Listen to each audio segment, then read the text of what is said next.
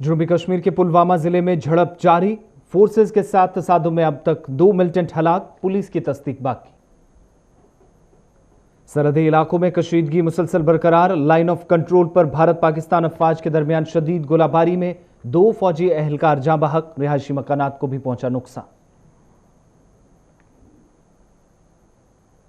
दुनिया भर में लॉकडाउन के बीच खामोशी, मरने वालों की तादाद में बतदरीज इजाफा। भारत में भी 37,000 के पार पहुंची मरीजों की तादाद।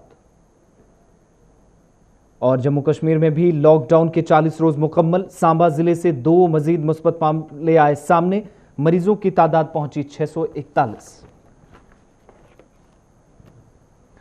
आदाब नाज़रीन, अभी तक की उर्दू खबरनामे के साथ मैं हूं आसिफ रशीद। बुलेटिन की शुरुआत इस वक्त की बड़ी खबर से। जनूबी कश्मीर के पुलवामा जिले से बड़ी खबर आ रही है, जहां पर सुबह मिलिटेंटों और सिक्योरिटी फोर्सेस के माबैन मुसल्लह झड़प शुरू हुई है और जराये के मुताबिक अब तक 2 मिलिटेंट इस एनकाउंटर में मारे जा चुके हैं। खबरों के मुताबिक ये झड़प उस वक्त शुरू हुई जब फोर्सेज ने डांगरपुरा नामी गांव में तलाशी कार्रवाई शुरू की और यहां मौजूद मिलिटेंटों ने फोर्सेज एहलकारों पर गोलियां चलाई। इलाके का मुहासरा अब मजीद सख्त किया गया है और पुलिस के मुताबिक फोर्सेज का ऑपरेशन जो आखिरी इतलात मिलने तक जारी है। अब तक खबर यह मिल रही है जराये के हवाले से कि 2 मिलिटेंट मारे जा चुके हैं। कल देर शाम से ही इस ऑपरेशन को अंजाम दिया गया था। इलाके में मिलिटेंटों की मौजूदगी की मुसद्दिका इतलात मिली थी, जिसके बाद फोर्सेज ने यहां कार्रवाई शुरू की थी। जम्मू कश्मीर पुलिस के स्पेशल ऑपरेशन ग्रुप, फौज की राष्ट्रीय राइफल्स और साथ ही साथ सीआरपीएफ की भी मदद ली जा रही है। और इस बीच इस सर्च ऑपरेशन को करीब 6 से 7 घंटे तक जब चलाया गया, देर रात तक जारी रहा। आज सुबह दोबारा जब इलाके का मुहासरा किया गया, कार्रवाई शुरू हुई, तो सर्च ऑपरेशन एनकाउंटर में तब्दील हुआ और अभी तक जो इतलात मिल पा रही हैं कि ऑपरेशन जारी है। 2 मिलिटेंटों के मारे जाने की इतलात जराये के हवाले से मौसूल हो रही हैं। इसी खबर पे मजीद तफसीलात के लिए गाजी खुर्शीद हमारे नुमाइंदे पुलवामा से हमारे साथ ज्वाइन कर चुके हैं। गाजी, क्या कुछ अपडेट है? अभी तक खबर ये आ रही कि 2 मिलिटेंट भी मारे गए ऑपरेशन। देखिए जी, अगर एनकाउंटर की बात करें तो गुज़श्ता शाम रात देर गई फोर्सेस ने मुसद्दिका इतला पर डांगरपुरा गोंड हैदर को कॉर्डन ऑफ किया, जो पूरी रात जारी रहा। तो वही आज सुबह सहरी खाने के बाद सिक्योरिटी फोर्सेस ने घर घर तलाशी शुरू की और उस मकान तक पहुंच गए जहां मिलिटेंट्स अंदर मौजूद थे। जो ही फोर्सेस ने आगे बढ़ना शुरू किया तो अंदर से कुछ फायर हुए। वही सिक्योरिटी फोर्स की जानिब से भी जवाबी कार्रवाई शुरू हुई और दोनों अतराफ से खून रेज झड़प शुरू हुई, जो अभी भी जारी है। बताया जाता है कि 2 मिलिटेंटों की अभी ये जो हलाक होने की इतला है, 2 मिलिटेंट्स अभी उनको आइडेंटिफाई अभी नहीं किया गया है, लेकिन फायरिंग का सिलसिला अभी भी जारी है। क्या पुलिस की जानिब से मारे गए मिलिटेंटों की कोई तस्दीक की गई है? नहीं, पुलिस की जानिब से अभी कोई तस्दीक नहीं हुई है और फायरिंग का तबादला इस वक्त भी जारी है।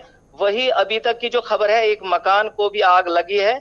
वही दूसरी जानिब सिक्योरिटी फोर्सेस ने मकीनों को आज सुबह सवेरे से ही घरों से बाहर निकाला था ताकि किसी सिविलियन का कोई जानी नुकसान ना हो। अभी तक फोर्सेस की एक बड़ी तादाद ने कस्बे के साथ इलाके को घेरे में ले लिया है कि ताकि कोई मिलिटेंट फरार होने में कामयाब ना हो जाए। ताहम अगर दूसरी जानिब बात करें तो नौजवानों और फोर्सेस के बीच भी झड़पें शुरू हुई है और हालात कस्बे में इंतहाई कशीदा है और लोग घरों में सहमे हुए हैं। लोग घरों से बाहर नहीं आ रहे हैं, खौफ खा रहे हैं। पहले से ही कोविड की वजह से लोग बहुत परेशान थे और अभी की जो सूरत हाल है तो लोग बहुत ही खौफ महसूस कर रहे हैं। ये भी बताइएगा गाजी कि जहां पर मामूल के मुताबिक सर्च ऑपरेशन चल रहा था या फिर मुसद्दिका इतलात थी जिसके बाद इस ऑपरेशन को शुरू किया गया था? नहीं, मैंने पहले ही कहा कि ये गुज़श्ता शाम ही यहाँ पे ये कॉर्डन ऑफ किया गया था इस पूरे इलाके को। जो गोंड हैदर नामी है डांगरपुरा में, एक स्कूल की बिल्डिंग भी वहां पे है और एक्सचेंज भी, BSNL एक्सचेंज भी वहां पे है और उसी के बीच बहुत ज्यादा आबादी वाला ये बस्ती है, बहुत ज्यादा मकान है वहां पे, बस्ती काफी है।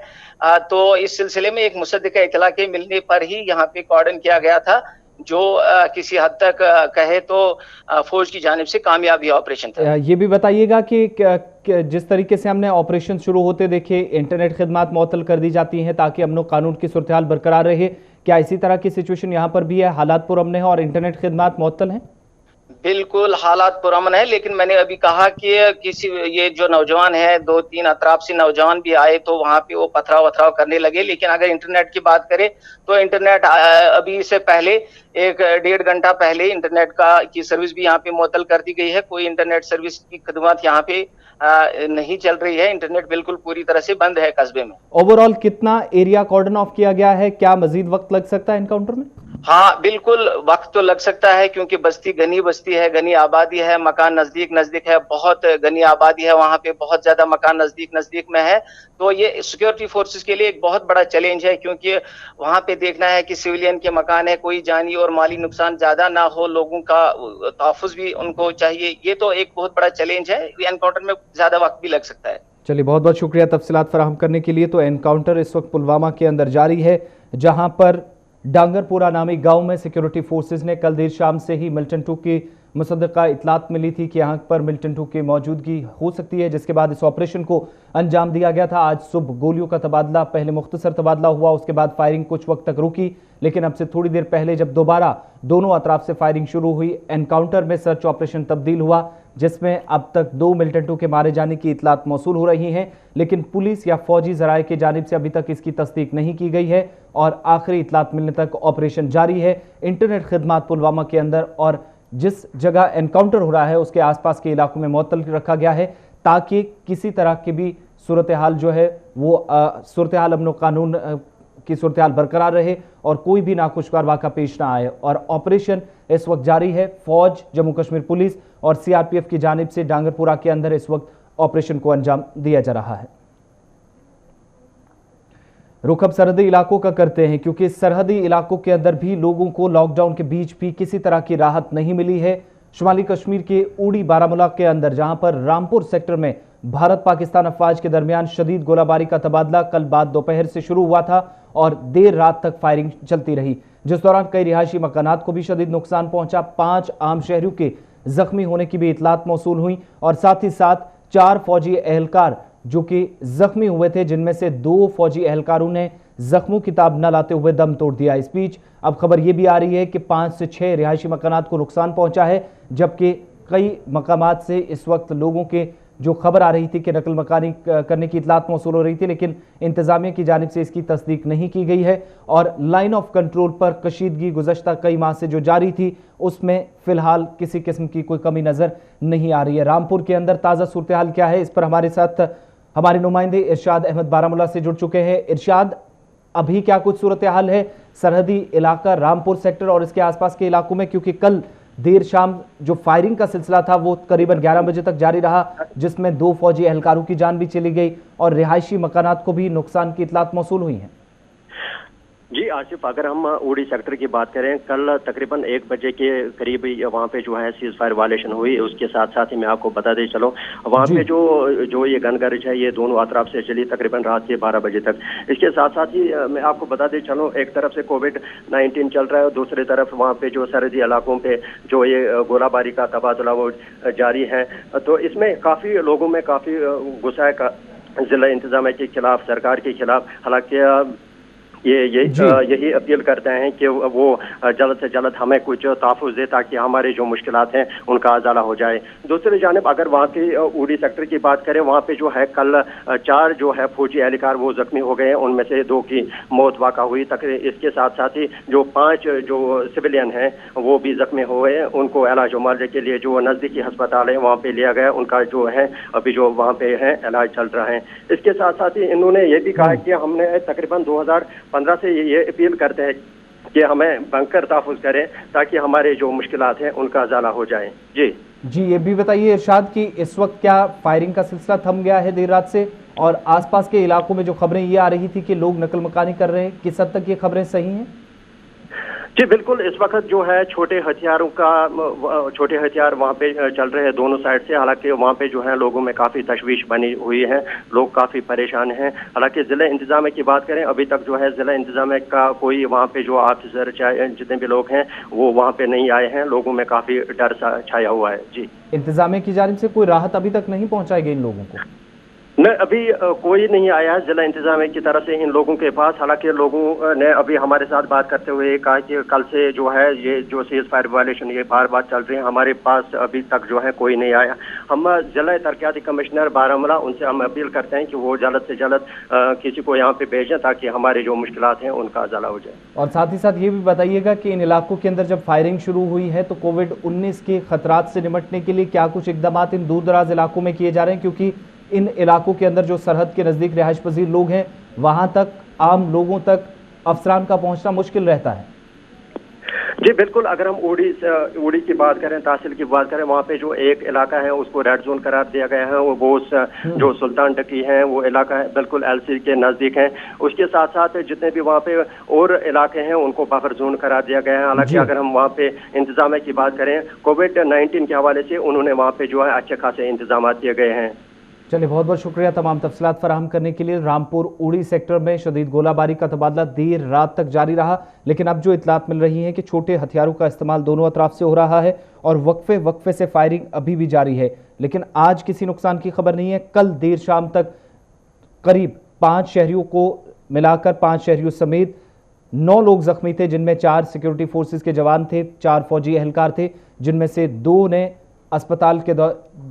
इलाज के दौरान अस्पताल में दम तोड़ दिया है, जबकि दीगर 2 एहलकार जो जख्मी हुए हैं और 4 फौजी एहलकारों के साथ साथ 5 आम शहरी जख्मी हुए हैं, उनकी हालत फिलहाल मुस्तहकम बताई जा रही है। लेकिन सरहदी इलाकों में शदीद गोलाबारी जो कल शाम तक जारी थी, अब जरूर किसी हद तक कम, लेकिन वक्फे वक्फे से जारी है। इधर मुल्क में लॉकडाउन का आज 40वां दिन है, जहां पर लगातार सख्त बंदिशें आयद हैं और सिर्फ उन लोगों को चलने की इजाजत आज भी अहम शाहराहों पर या फिर सड़कों पर चलने की दी जा रही है, जो जरूरी कामकाज की गर्ज से घरों से निकले हैं। बिला जवाज सड़कों पर निकलने वालों के खिलाफ पुलिस का क्रैकडाउन भी जारी है और इस बीच बंद और कर्फ्यू जैसी सूरत हाल के बीच कई तरह की मुश्किलात का सामना उन लोगों को भी करना पड़ रहा है जो घरों से जरूरी कामकाज के लिए निकल रहे हैं, लेकिन कई मकामात पर उन्हें बंदिशों की वजह से दिन भर खड़े होना पड़ रहा है। इधर मुल्क भर में कोरोना वायरस वबा से मुतासरीन की तादाद मुसलसल बढ़ती जा रही है और गुज़श्ता 24 घंटों के दौरान इस वायरस की 2293 नए केस सामने आए हैं। 71 मरीजों की मौत के बाद मरने वालों की तादाद मुल्क के अंदर 1218 हो गई है। मुल्क के अलग अलग रियासतों और मरकज़ के ज़ेर इंतज़ाम इलाकों में कोरोना वायरस के अब तक कुल 37,336 केसों की तस्दीक हुई है, जिनमें 111 गैर मुल्की मरीज भी शामिल हैं। ये कोरोना वायरस से मुतासर अफराद की सेहतमंद होने की रफ्तार भी मुल्क के अंदर तेज़ हुई है और गुज़श्ता 24 घंटों में वायरस से मुतासर 1062 अफराद के सेहतमंद होने के साथ ऐसे लोगों की तादाद 9,951 तक जा पहुंची है जो शिफायाब हो चुके हैं।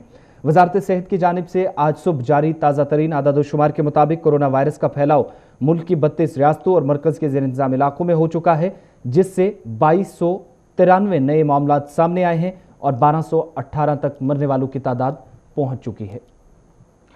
तो लॉकडाउन के बीच उन लोगों के खिलाफ भी पुलिस की कार्रवाई जारी है। क्रैकडाउन उनके खिलाफ भी जारी है जो लॉकडाउन को तोड़कर या हुकूमत के साथ साथ इंतजामी की जानिब से एडवाइजरी जारी की जा रही है और उसकी खिलाफ वर्जी कर रहे हैं। ये तस्वीरें जलंधर पंजाब की है, जहां पर एक नौजवान ने गाड़ी के बोनट पर पुलिस के एक अफसर को बैठाया और इसी तरीके से खींचता हुआ घसीटता हुआ उसे करीब 100 मीटर दूर ले गया, जिसके बाद पुलिस ने भी कार्रवाई की। इस नौजवान को रोका गया, उसको पुलिस हिरासत में लिया गया और अब पुलिस के मुताबिक उसके खिलाफ कार्रवाई की जा रही है। जलंधर पंजाब की ये तस्वीरें हैं जहां पर क्रैकडाउन पुलिस का तो जारी है, लेकिन इसी क्रैकडाउन को तोड़ने की कोशिश एडवाइजरी जो सरकार की जानिब से इंतजामी की जानिब से हुक्मनामा जारी किया गया है, उस हुक्मनामे को तोड़ने की कोशिश की जा रही थी इस नौजवान की तरफ से और पुलिस अफसर को यहां पर बैरिकेड तोड़कर उसको घसीटते हुए बोनट पर बिठाकर करीब 100 से 150 मीटर दूर ले गया, जिसके बाद पुलिस ने इस नौजवान को हिरासत में लिया और पुलिस के मुताबिक अब कानूनी चाराजोई